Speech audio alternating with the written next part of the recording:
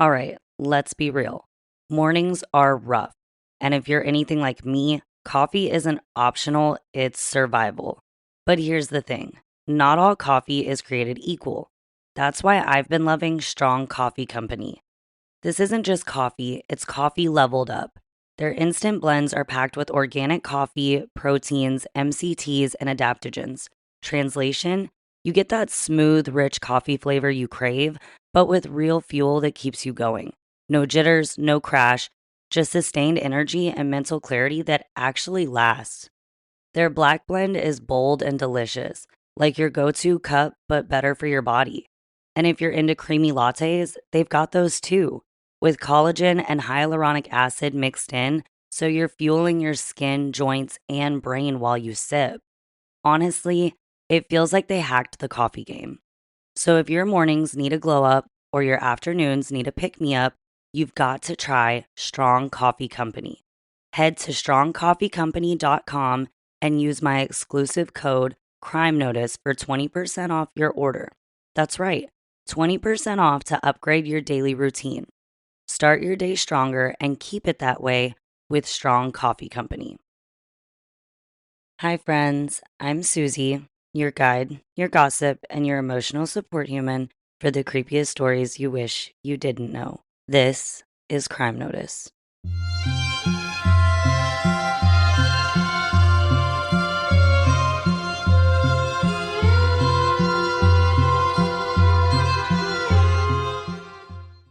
Okay, so everyone bear with me and my voice today because this weather and these allergies have got me messed up. But let's dive into today's case, which is twisted and unsettling. And it is the life of Robert Durst, who was a wealthy heir with a dark trail of secrets. And his story isn't just bizarre, it's a decades long circus of lies, courtroom drama, and moments that will make you say, wait, what? So grab your snacks, maybe lock your doors, and settle in because this one has everything: family feuds, disguises, millions of dollars, and an ending that's finally as dramatic as the life he lived. Robert Allen Durst was born in New York City on April 12th, 1943, to parents Seymour Durst and Bernice Herstein. He was the oldest to three siblings. His grandfather, Joseph Durst, immigrated to the US and eventually became a real estate manager and developer, and even founded the Durst Organization in 1972, which he left to Seymour. When Robert was 7, his mom committed suicide by jumping off the roof of the family's Scarsdale home, and later Richard claimed he witnessed it, claiming that moments before, his dad walked him to a window where he could see her standing on the roof. Like, hey, son, come see this. Okay, sure. So, in March 2015, during an interview, his brother Douglas said that Robert, in fact, did not see his mom commit suicide. It's also said that Robert and Douglas didn't get along very well as children, which, like, most siblings don't always get along, but apparently this was pretty bad because they ended up going to counseling for sibling rivalry, and a 1953 psychiatrist report on 10-year-old Robert mentioned personality decomposition and possibly schizophrenia.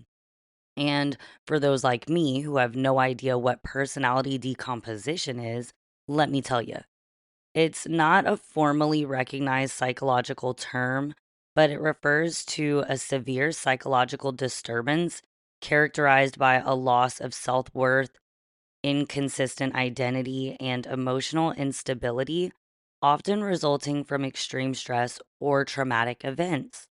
Now, if this is the case, it's very possible Robert actually did witness his mom make that jump and it fucked him up. But it doesn't seem we'll ever really know what happened with that. Now, Robert went to Scarsdale High School and he was described by classmates as a loner. And he went on to get his bachelor's degree in economics in 1965 from Lehigh University, where he was a member of the varsity lacrosse team. and the business manager of the student paper. So, by all accounts, it seems Richard stepped out of his loner phase and even became seemingly normal. And later that year, Robert enrolled in a doctoral program at the University of California, where he met a woman named Susan Burham, who became his close friend for over 30 years. And they were so close, Robert even walked Susan down the aisle at her wedding in 1984. But, anyways, he eventually withdrew from school and returned to New York in 1969. He went on to open a small health food store in Vermont in the early 1970s. And in 1971, Robert met dental hygienist Kathleen McCormick, who went by Kathie. After just 2 dates, he asked her to move into his place in Vermont, where she took him up on his offer in January 1972. In 1973, he closed his health food store after his father pressured him to return to New York and work at the Durst organization. And the couple moved to Manhattan, where they married on April 12th, 1973. Kathie was a medical student in her fourth and final year at the Albert Einstein College of Medicine in the Bronx, hoping to become a pediatrician. She was only a few months short of earning her degree when she went missing. And like years of med school just to vanish right before graduation, that's brutal.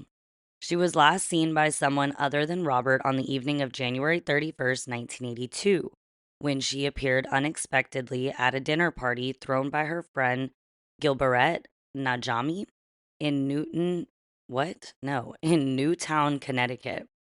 Gilbert noticed Kathie seemed upset and was wearing red sweatpants, which Gilbert found odd, as Kathie never dressed casual in public. And after receiving a call from Robert, Kathie left for her cottage in South Salem, New York. And if your always put together friend shows up in sweats looking rattled, I don't know. Maybe check on her. Maybe don't let her leave alone.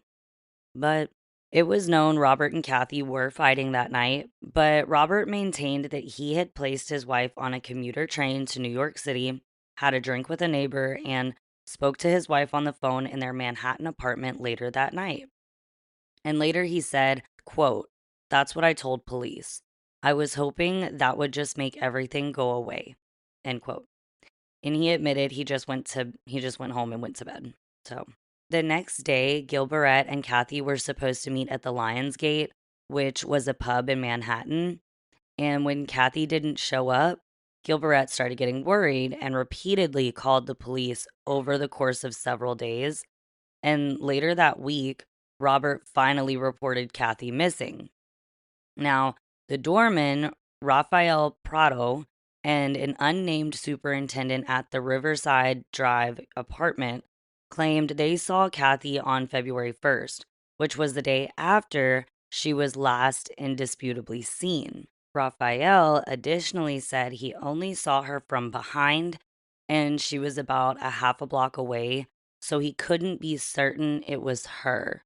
So, might have been her, might have been literally anyone else in the city. Thanks, Raphael. Super helpful. So, Robert's lawyer hired a private investigator, and the PI reported that Raphael said he had not seen Kathie arrive at all and might not have even been working the night she disappeared. Like, sir, were you on shift or not? Can we get it all the way together? And about 3 weeks after Robert had reported Kathie missing, the superintendent found some of her possessions, including notebooks containing her name, dresses, makeup, a hair dryer, and textbooks in the building's trash compactor. So here's where things get super messy. 3 weeks before her disappearance, Kathie had been treated at the Bronx Jacobi Medical Center for facial bruises, and she told multiple people about the abuse. Eleanor Schwank, who was a close nurse classmate of Kathie's, testified that Kathie told her about Robert's increasing violence. Another longtime friend and classmate, Ellen Strauss, received phone calls from Kathie detailing physical abuse and assault. She also reported Kathie once said, quote, "If anything ever happens to me, Bob did it," end quote. Even Kathie's nursing school instructor, Marion Watling, said Kathie confided in her about being beaten by Robert, and Kathie had had enough. She asked Robert for a $250,000 divorce settlement, and instead, he canceled her credit card, removed her name from a joint bank account, and refused to pay for her medical school tuition. Great guy. And if you think that's where the mess stops, nope. At the time of Kathie's disappearance, Robert was dating Prudence Farrow, whom he'd been seeing for 3 years and was living in a separate apartment. When one of Kathie's friends and her sister found out she was missing, they broke into her South Salem cottage hoping to find her there. But instead, they found her place had been completely ransacked. Her mail hadn't been opened and her belongings were in the trash. Now, during the midst of this, Robert was having some family issues of his own. And in 1992, Seymour decided to break the tradition and appointed his second son, Douglas, to take over the Durst organization after Robert had displayed some inappropriate conduct. As the firstborn, Robert felt entitled to run the company, even though he really had no interest in doing so. He claimed Douglas stole what was rightfully owed to him. I guess that sibling rivalry wasn't fixed by counseling. And this led Robert to become estranged from the rest of his family. He later sued for his share of the fortune and was bought out of the family trust for $65 million in 2006. And eventually, Robert divorced Kathie, 8 years later, claiming spousal abandonment. Great. And in 2016, her family asked to have her legally declared dead, a request that was ultimately granted the following year. And Kathie's mother, Ann McCormick, did try to sue Robert for $100 million, claiming he killed her daughter and deprived her of the right to bury her.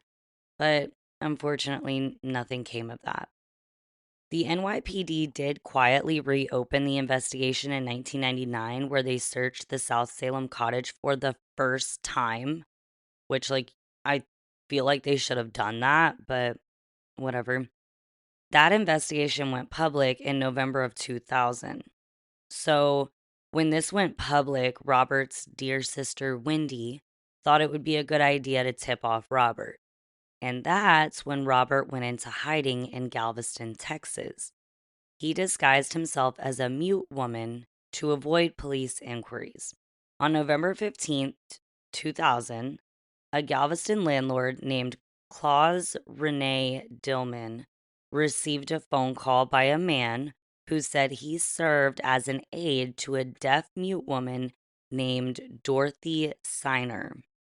And I'm going to keep calling him Robert because he's clearly not a woman named Dorothy. So, Robert rented a cheap little apartment in a duplex building that consisted of 4 units. And while living there, he met one of his neighbors named Morris Black, who was a 71-year-old drifter and loner with a reputation. Why'd I say it like that? With a reputation for being cranky and combative. Sounds like a really cool, level headed guy. And since both these guys are just great all around, they seem to become quick friends. Robert even eventually dropped the disguise around him, and Morris would often hang out at Robert's apartment watching TV, especially the news. It's also said that Morris was nosy and would pry into others' business. And neighbors later said that it seemed like Morris had basically moved into Robert's apartment because he was there all the time. And on December 11th, 2000, Robert actually got married to a woman named Deborah Lee Cheriton. They never lived together as husband and wife. And Robert even told his sister Wendy that this was a marriage of convenience. He said, "I wanted Debbie to be able to receive my inheritance, and I intended to kill myself. Nothing says true love like, hey, babe, marry me so you can cash out when I'm gone." Hallmark could never. Now, we're going to pause on Robert Morris and his random new wife because about a month after Robert went into hiding, something else was unfolding in California. So let's rewind a bit. You remember I mentioned Robert met Susan Berman in 1965, the woman he walked down the aisle because they were so close? Well, this longtime friend was even his public alibi after Kathie's disappearance. And this longtime friend was also found murdered execution style in her home in Benedict Canyon, Los Angeles, California, on December 24th, 2000. After her neighbors called the police because her door was open and one of her dogs was loose.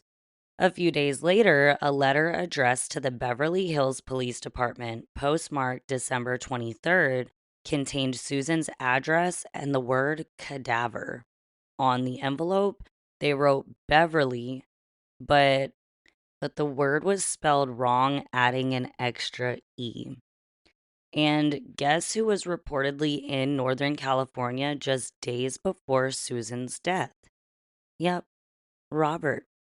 And then he flew from San Francisco to New York the night before Susan's body was discovered. Susan had recently received $50,000 from Robert in two payments. And Robert did confirm to the LAPD that he had sent Susan $25,000 and faxed investigators a copy of her 1982 deposition regarding his missing wife. And then he declined to any further questioning about the murder. After that, I guess Robert just went on to live his life with his bud Morris until on October 2001, Robert was arrested in Galveston shortly after body parts belonging to Morris Black were found floating in Galveston Bay. But Robert was released on $250,000 bail and proceeded to miss a court hearing on October 16th, and a warrant was issued for his arrest. Bro made bail after literal body parts washed ashore. Great work. Now, on November 30th, Robert was caught inside a Wegmans supermarket in Bethlehem, Pennsylvania, after trying to steal Band-Aids, a newspaper, and a chicken salad sandwich. And get this, he had $500 in cash in his pocket. Like, bro had no reason to steal. And the search of his rental car uncovered $37,000 in cash, two guns, marijuana, Morris's driver's license, and directions to Gilbert Najami's home in Connecticut. It came out that Robert also used this time while he was on the run to stalk his favorite brother, Douglas. He would go to the driveway of his home in Katana, New York, while armed and just hang out. And while being held in Pennsylvania, he was extradited to Texas for trial. In 2003, Robert was tried for Morris Black's murder, and the prosecution presented the jury with only a charge of capital murder. They didn't offer any lesser charges like manslaughter. So Robert hired lawyer Dick DeGuerin and claimed self-defense. Yeah, because nothing says self-defense like chopping someone up into pieces afterwards. Really sells the story.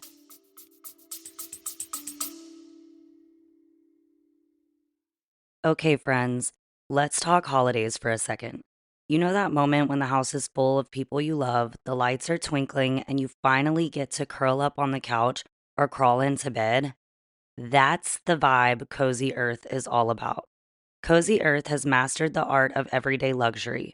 Their best selling bamboo sheet set, made from premium viscose from bamboo, is like giving someone the gift of a silent night. These sheets are buttery soft, breathable, and they somehow keep you cool and cozy at the same time.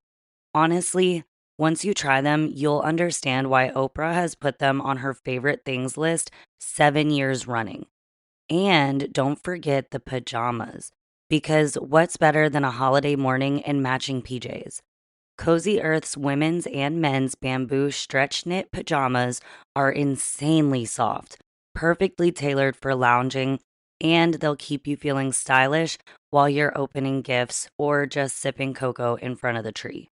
And here's the best part. Cozy Earth gives you 100 nights to try their bedding, plus a 10-year warranty. 10 years. That's how much they believe in their quality. So, wrap the ones you love in luxury this holiday season. Visit cozyearth.com and use my exclusive code Crime Notice for 41% off. Yes, you heard that right. 41% off. The best discount you'll find anywhere. And hey, if you do order and see a post-purchase survey, just let them know you heard about Cozy Earth right here on this podcast. That's cozyearth.com, code Crime Notice. Give the gift of luxury and make this holiday season the coziest one yet. And Robert's defense team had trouble communicating with him, so much so that they brought in a psychiatrist named Milton Alscher. After he spent 70 hours examining him, Milton diagnosed Robert with Asperger's syndrome, saying, quote, his whole life's history is so compatible with the diagnosis of Asperger's disorder, end quote. So, of course, his defense team argued at a trial that the diagnosis explained his behavior. And when Robert told his side of the story, he said Morris was cranky and confrontational, which others have also said. And he said that Morris grabbed his .22 caliber pistol from its hiding place and threatened him with it. And during the struggle, the gun went off and shot Morris in the face. But during cross-examination, Robert admitted to using a paring knife, which is literally what you use for an apple, not a body, 2 saws, and an axe to dismember Morris's body before bagging and dumping his remains in the Galveston Bay. Morris's head was never recovered, so prosecutors weren't able to present sufficient evidence to dispute Robert's version of events. And as a result of the lack of evidence, the jury acquitted Robert of murder on November 11th, 2003. On December 21st, 2004, Robert pled guilty to 2 counts of bail jumping and 1 count of evidence tampering. As part of his plea bargain, he received a sentence of 5 years and was given credit for time served, requiring him to serve only 3 years in prison. Robert was paroled on July 12, 2005. The rules of his release states he had to stay near his home, and permission was required to travel. Now, take it back to Susan for a minute. While he was out in 2005, Robert gave a deposition stating that Susan called him shortly before her death to say that the LAPD wanted to talk to her about Kathie's disappearance. And there was a doubt cast on whether the LAPD had made such a call or whether the district attorney at the time, Janine Pirro, had scheduled an interview with Susan at all. And then that December, Robert decided to make an unauthorized trip to the apartment where Morris was killed and to a nearby mall. Well, at the mall, he just so happened to run into former Galveston trial judge Susan Chris, who had presided over his trial. So, due to this accidental run-in, the Texas Board of Pardons and Parolees determined that Robert had violated the terms of his parole, and he was sent back to jail, only to be released on March 1st, 2006. When the judge, Susan Chris, was asked if she believed Robert killed Morris, she said, quote, you could see that this person knew what they were doing and that this was not a first time. The body was cut perfectly, like a surgeon who knew how to use this tool on this bone and a certain kind of tool on that muscle. It looked like it wasn't a first-time job, and that was pretty scary, end quote. Others, like PI Bobby Baca, argued that Morris had known Robert for years prior and was likely involved in the disappearance of his wife, Kathie. And if you thought that was the end of Robert Durst, you are very mistaken. Because on March 14th, 2015, just a few days after a Los Angeles judge signed a first-degree murder warrant in relation to the murder of Susan, Robert was arrested by FBI agents at the Canal Street Marriott in New Orleans. Side note, I've been there and it's a gorgeous hotel. Anyways, He checked in under a fake name, calling himself Everett Ward. Robert had been tracked to the hotel after making 2 calls to check his voicemail and was observed wandering aimlessly in the lobby, mumbling to himself after he drove to New Orleans from Houston 4 days prior. And what did Robert have with him on this little trip, you might ask? Well, he has a .38 revolver loaded with 4 rounds and one spent shell casing, 5 ounces of the devil's lettuce, marijuana, his birth certificate, and a passport, maps of Louisiana, Florida, and Cuba, a flesh-toned latex mask, and the fake ID that he used to check into his hotel, a new cell phone, and cash in the amount of $42,631. Police also found a UPS tracking number that led to an additional $117,000 cash and a pair of shoes sent to Robert by a friend in New York. And I don't know about you, but my friends aren't sending me $117,000 or a pair of shoes, and damn sure not both. So, sketch. But the police did seize this package after his arrest, and they found bank statements in one of Robert's Houston condominiums that showed cash withdrawals of $315,000 in a little more than a month. It's believed Robert was planning to flee to Cuba after an HBO documentary about him aired. And why Cuba? Because the US and Cuba have no extradition treaty. On March 15th, 2015, New York State Police investigator Joseph Becerra, I don't know if it's Becerra or Becerra, but Joseph, who had also been involved in the disappearance of Kathie, removed about 60 boxes of Robert's personal papers from the home of his friend, which is another Susan Giordano, probably botched that, in Campbell Hall, New York. All these boxes had been sent to Susan for safekeeping 3 years prior by Robert's new wife, Deborah Lee Cheriton. So now she's helping old Robert out. Also stored at Susan's were videotaped depositions of Robert, his brother Douglas, and his now wife, Deborah, all of which were related to the case over Morris's murder. Los Angeles County Deputy District Attorney John Lewin immediately flew to New Orleans after the arrest, and with Robert's permission, he interviewed him for 3 hours without a lawyer present. Now, that interview would later be presented as evidence in the Susan Berman trial. So, on March 16th, Robert made the decision to voluntarily return to California. But later that same day, Louisiana State Police filed charges against him for having a firearm in his possession as a felon and for possession of a firearm with a controlled substance, which in turn stalled his return to California. Orleans Parish District Attorney Leon Canizaro commented, due to prior convictions that could influence Robert's sentencing, just for those gun charges here in Louisiana, Robert could face up to life in prison. Then, on March 23rd, Robert was denied bail after prosecutors argued he was a flight risk.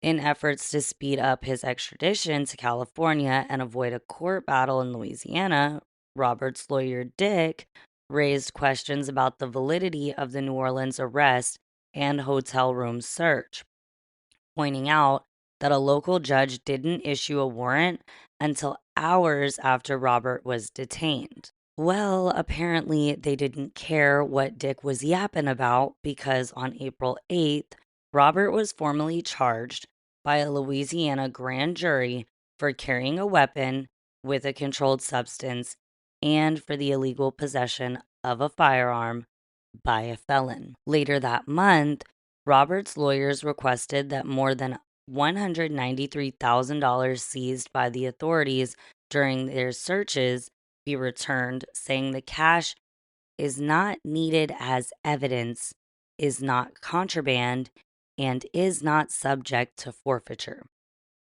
And these people are basically saying, Old boy needs to pay me for my services, so I'm gonna need you to give him his money. But after negotiating with Robert's defense team, Louisiana authorities dropped weapons charges against Robert on April 23rd, 2015. But he still had trial for the federal weapons charge against him scheduled for September 21st, 2015. After this, Dick had confirmed that Robert was in poor health, stating that he suffered from hydrocephalus, which, for those who don't know what the hell I just said or what it is, it's a condition where fluid builds up in the brain. And I feel like they could have just said that. And he had a shunt put into his skull 2 years before, as well as spinal surgery and a cancerous mass removed from his esophagus. Now, I don't know if that's supposed to make me feel bad for him, but I don't. Bro is steady getting away with literally every crime he has committed. So, fuck his mass. I don't know.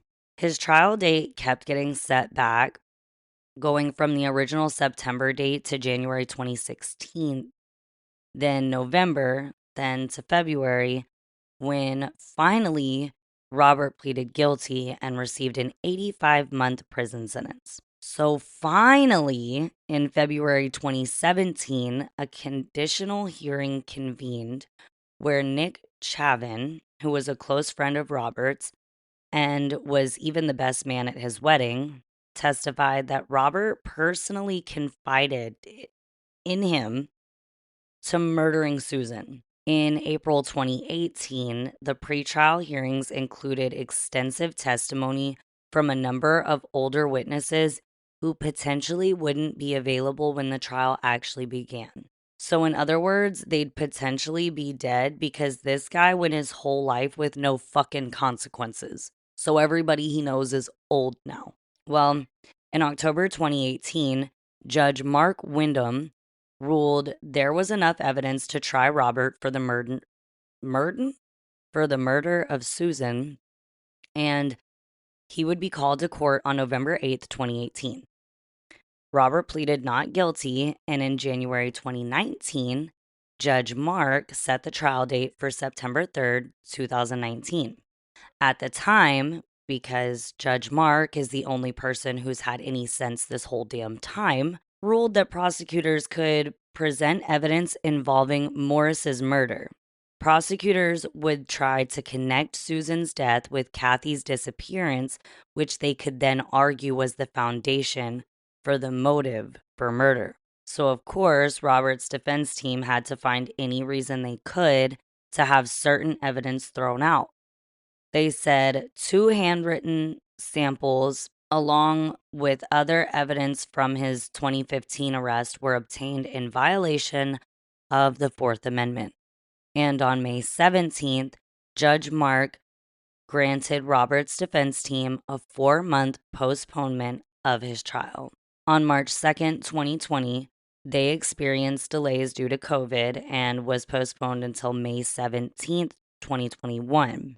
Then on May 13th, 2021, Robert's lawyers filed a motion with the court saying Robert had developed bladder cancer and moved that the court postpone the trial indefinitely and to release him on bail to receive a medical treatment. The court said, nah, fuck that, be here on May 17th. I'm sure they said it in a way more professional manner, but I imagine that's what they were thinking, so I said it for them. Well, on June 10th, 2021, Robert was hospitalized after being found on the ground and not in his wheelchair. District Attorney John Lewin said he thought Robert was faking a medical crisis to force a mistrial. He had this belief because they had Robert on record in his calls from jail saying he was going to fake dementia or seek a mistrial due to COVID. So, jail doctors decided Robert was able to appear in court after his hospitalization, which was for a UTI and sepsis. And the trial reconvened on June 14th. Robert was apparently unable to dress himself and was in court in a wheelchair, jail uniform, with a catheter bag and covered in a large blanket. Now, on June 28th, Douglas appeared as a witness. and he made it known he was uncomfortable being there and was only there because he was subpoenaed. When asked about his relationship with his brother, he said, quote, "He'd like to murder me. I hired security today.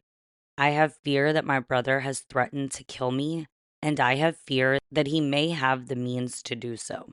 End quote. Of course, on July 29th, Robert's defense asked for an emergency halt to the case due to his poor health, and it once again was denied. The prosecution closed its case against Robert after 11 weeks of presenting evidence that mainly consisted of friends and associates of Susan's saying she told me she was the alibi for Robert when his wife disappeared, and that he had done something and she needed to do something as well. DA John even got Robert to admit on the stand to lying under oath in the Morris Black trial, and that he lied 5 times on the stand in the present trial. And on September 17th, 2021, the jury finally convicted Robert of the first-degree murder of Susan Berman. On October 14th, 2021, Robert was sentenced to life in prison without the possibility of parole. And that would be short-lived because Robert Durst died from cardiac arrest at the San Jacinto General Hospital in French Camp, California on January 10th, 2022 at age 78. He had been undergoing medical testing when it happened, and he didn't respond to resuscitation. And that was the story of Robert Durst. Money, power, lies, and murder. And somehow, for years, he kept slipping through the cracks. Cases like this remind us how dangerous unchecked privilege can be and how long justice can take. Thank you for listening to Crime Notice.